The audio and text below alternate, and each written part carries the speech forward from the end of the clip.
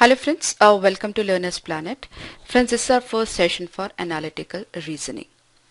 Good number of questions based on analytical reasoning, or you can say logical reasoning, are frequently asked in almost all competitive exams.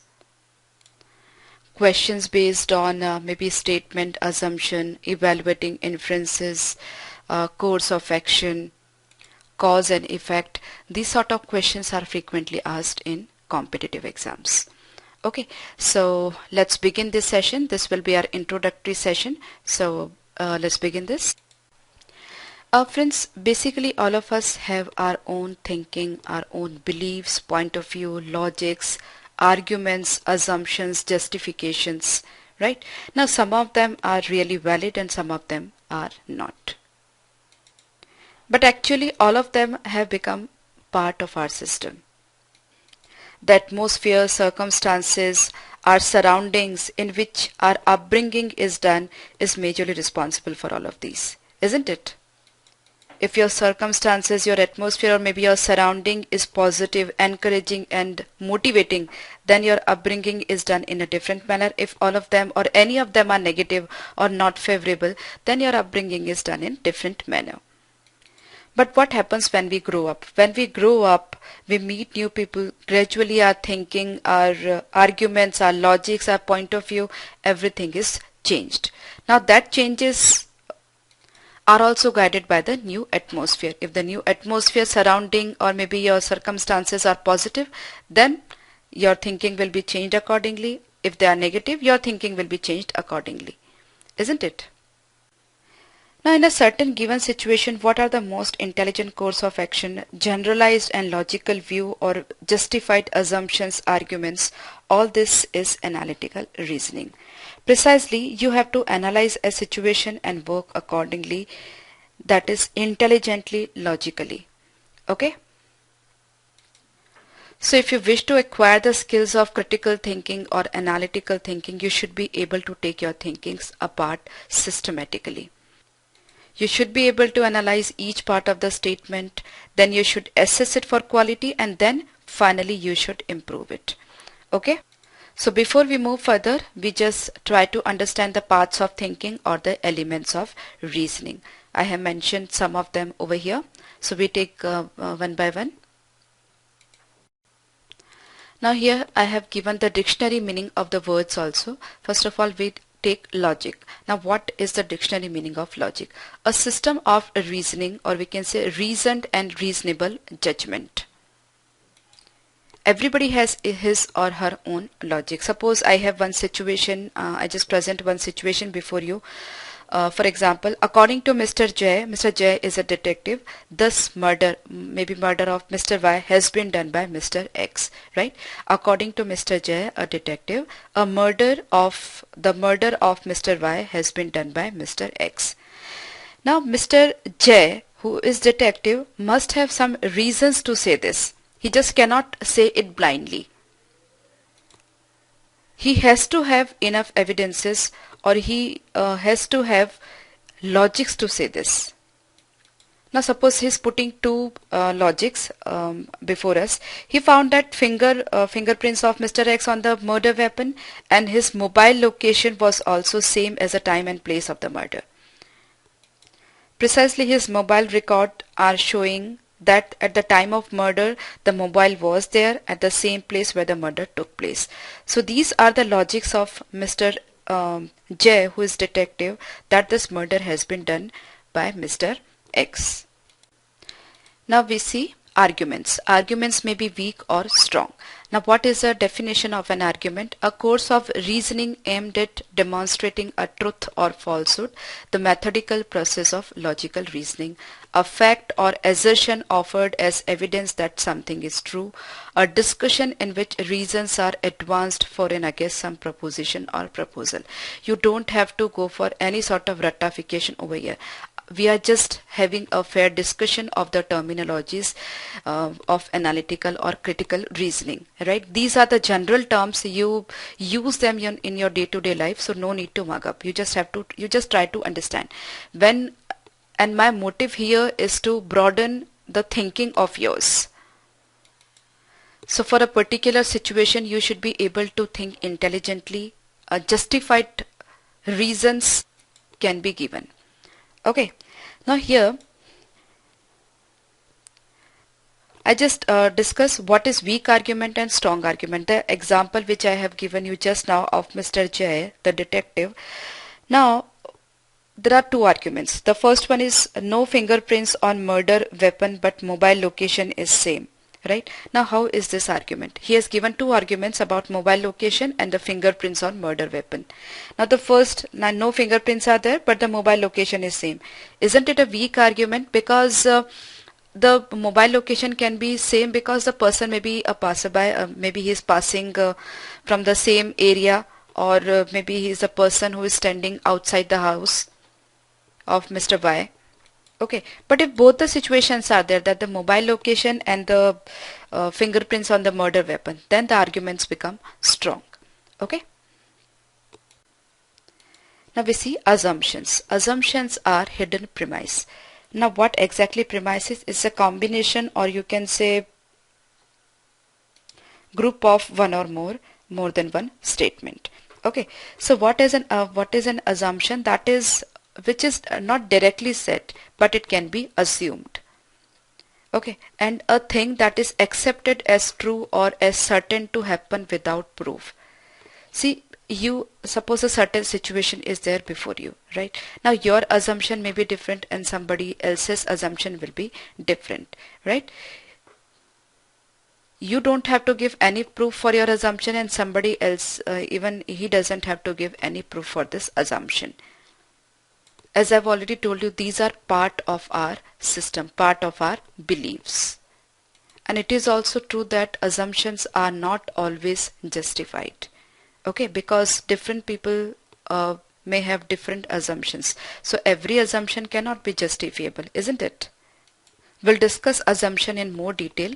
As of now, we just move to other terminology. Statements, I have already told you. Conclusion, a statement that does validly follow from given premises.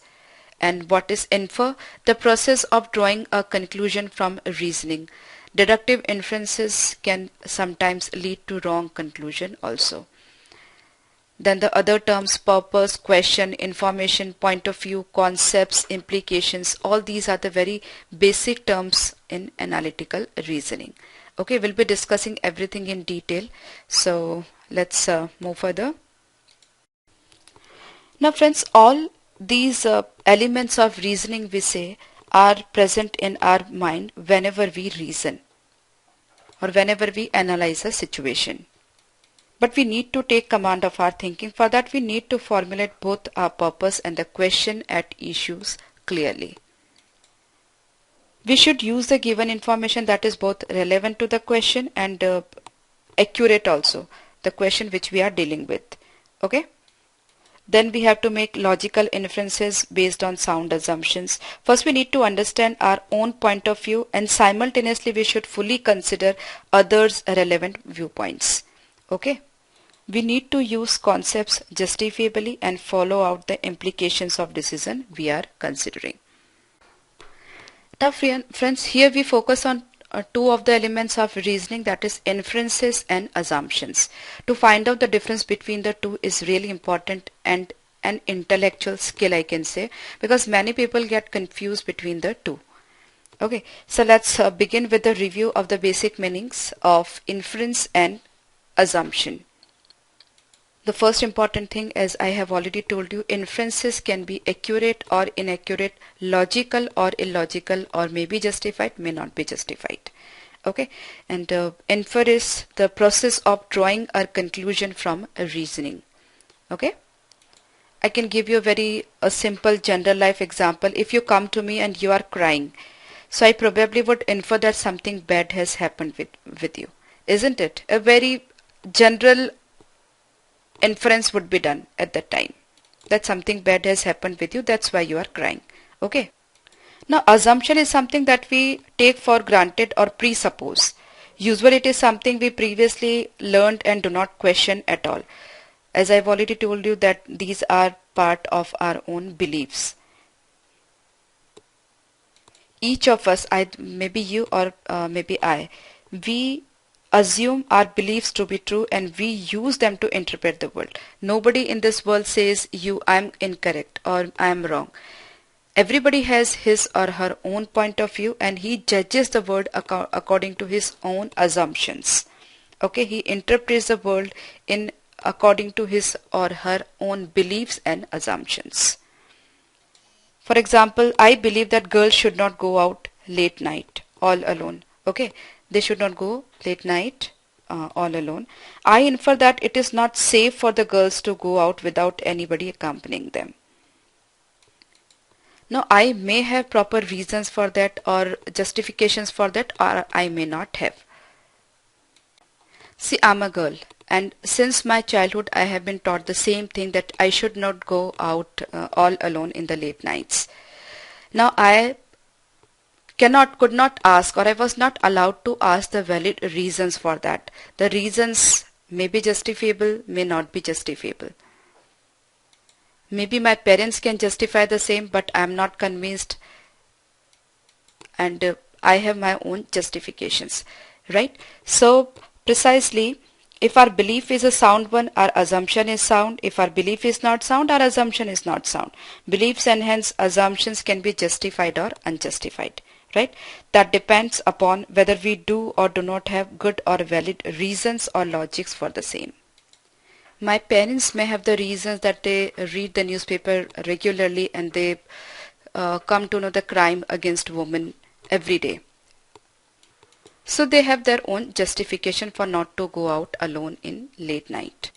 And I have my own justification, that is, I am capable of taking care of myself. I know how to deal with the situations when the circumstances are against you or not favoring you, right? So everybody has his or her own justifications, may be valid, may not be valid.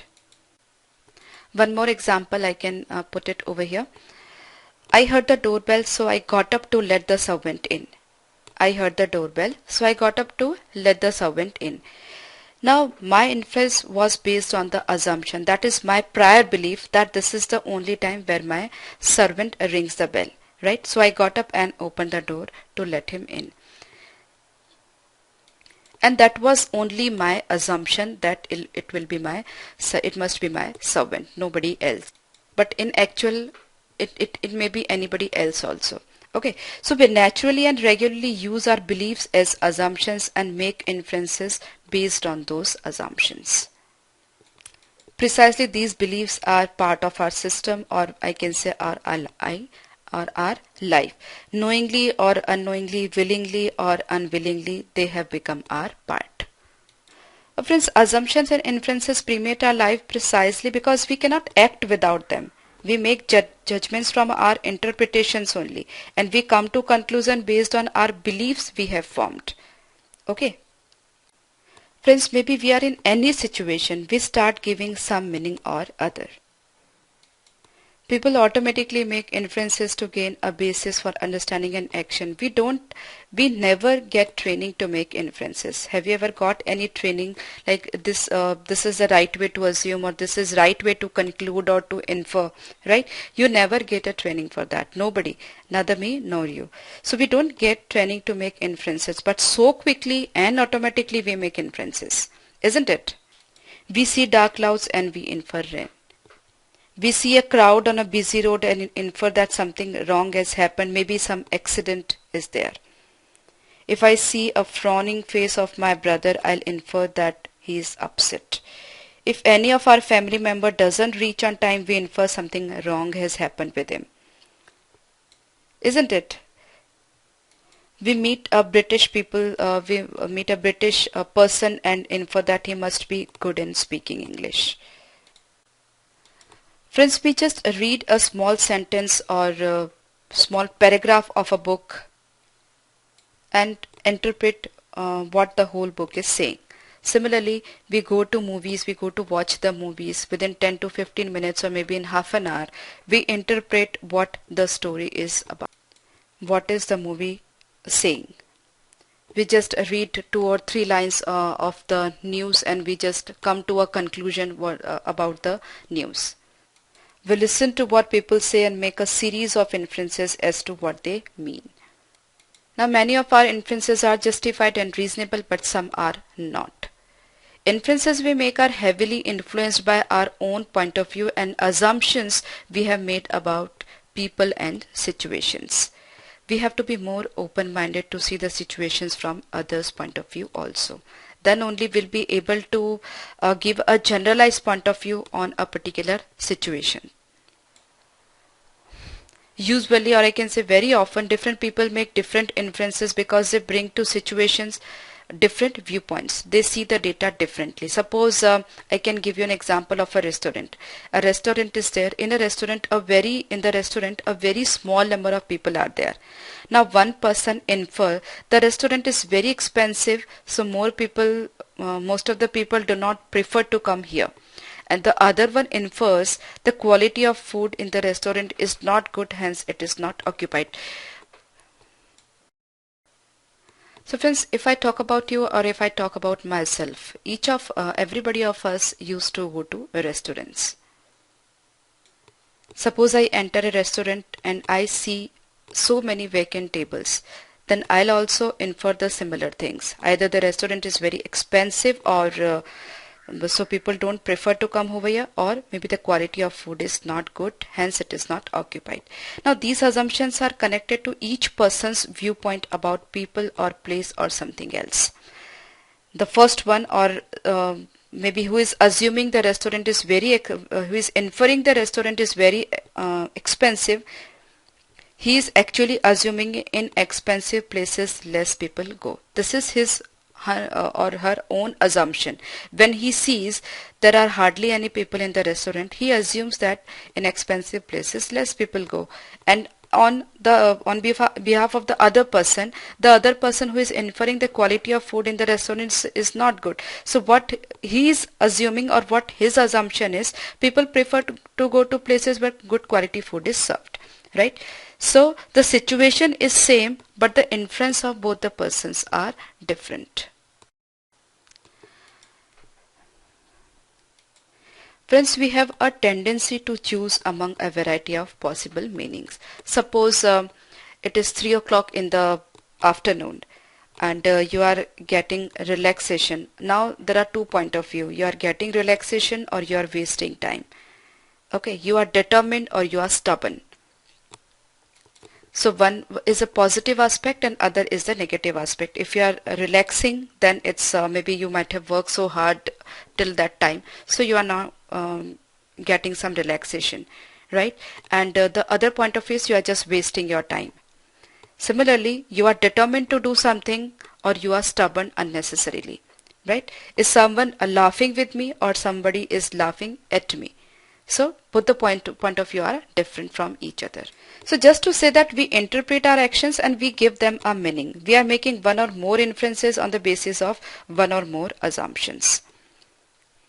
As humans, we continually make assumptions about ourselves, our jobs, our mates, our students, children, and the word in general.